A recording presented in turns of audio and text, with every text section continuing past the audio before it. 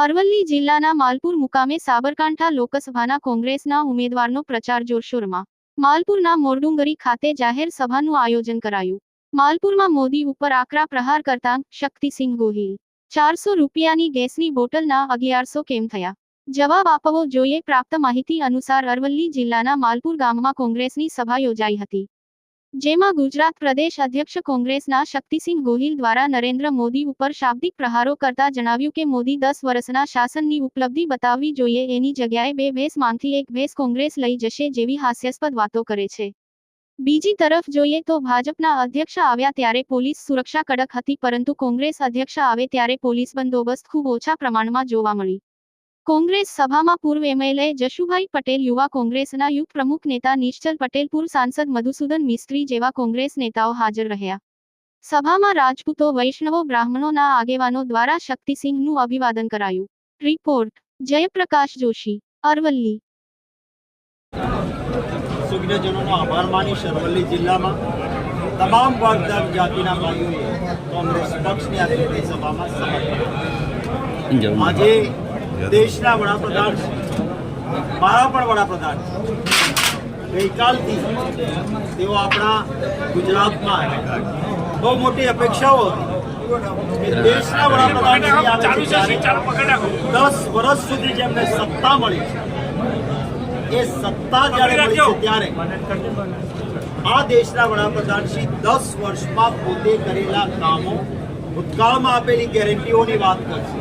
એમણે ભૂતકાળમાં કહ્યું હતું કાળું ધન વાપસ આવશે, 15 લાખ મળશે, કેટલા લોકોને 15 લાખ મળ્યા એની વાત કરશે.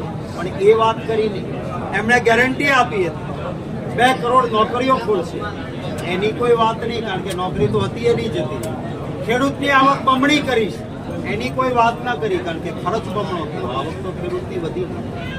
આ જ વડાપ્રધાનશ્રીએ કહ્યું હતું કે અમે મોંઘવારી નાબૂદ કરીશું. મોંઘવારી ઓછી ના થઈ, 400 રૂપિયાનો ગેસનો બાટલો 1100 રૂપિયાએ પહોંચાડ્યો. પેટ્રોલ ડીઝલ મોંઘા થયા.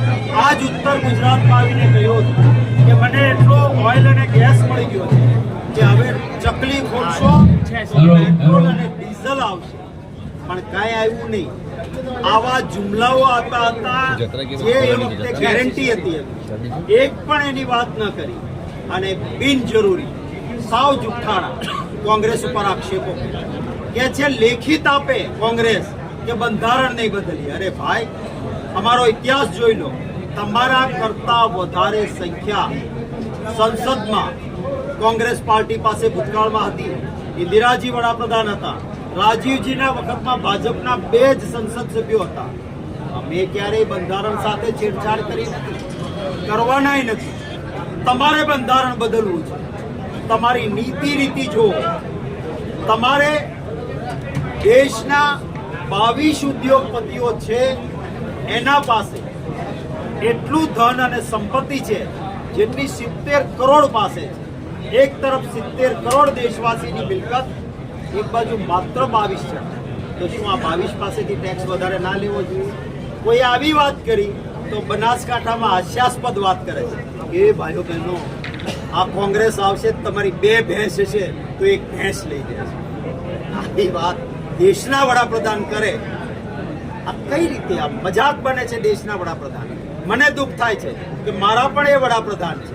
કોઈને કે તારી 4 એકર જમીન હશે ને તો 2 એકર જમીન કોંગ્રેસ લઈ જાય છે. આવું હોય ખરું? હા, નાનું છોકરું રડતું હોય ને ત્યારે અમારે સૌરાષ્ટ્રમાં એ નાના છોકરાને, રડતા છોકરાને જરા એમ કે એ છાનો રહી જા, નહીતર હમણાં બાઘડો આવશે, કારણ કે બારાસિંગો આવશે, એ લઈ જશે. અને છોકરું ડરે. આ નાના બાળકની જેમ ગુજરાતના મતદારને મોદીજી માનો છો કે તમે ડરાવો છો એને? આ ગુજરાતનો અને દેશનો મતદાતા જાગૃત અને સમજણો છે. તમારી આવી વાતોમાં નહીં આવે. ભારતીય જનતા પાર્ટીએ જે અહંકાર બતાવ્યો છે, એમણે કહ્યું કે મોદી સમાજ વિશે ટિપ્પણીથી એમને દુઃખ લાગ્યું. એ મોદી સમાજ માટે ટિપ્પણી હતી જ નહીં. સુપ્રીમ કોર્ટે પણ રાહત આપી દીધી. એ ટિપ્પણી નીરવ મોદી, લલિત મોદી દેશને લૂંટીને ગયા એના વિશે કહેવાયું હતું, તો પણ મોદીજીને ખરાબ લાગ્યું. તો મારા દેશની બહેનો દીકરીઓ અંગ્રેજોને અપાતી હતી એવી હલકી કક્ષાની વાત કરનાર ભારતીય જનતા પાર્ટીના પ્રત્યાશી અને અસ્મિતા ઉપર હુમલો થયો ત્યારે અમને દુઃખ નહીં લાગ્યું હોય, આખા ગુજરાતની બધી જાતિઓને દુઃખ લાગ્યું. એના માટે દેશના વડાપ્રધાનને દુઃખ નથી લાગતું, એક શબ્દ નથી બોલતો. દેશની અને ગુજરાતની જનતા આનો કરારો જવાબ આપે. Thank you.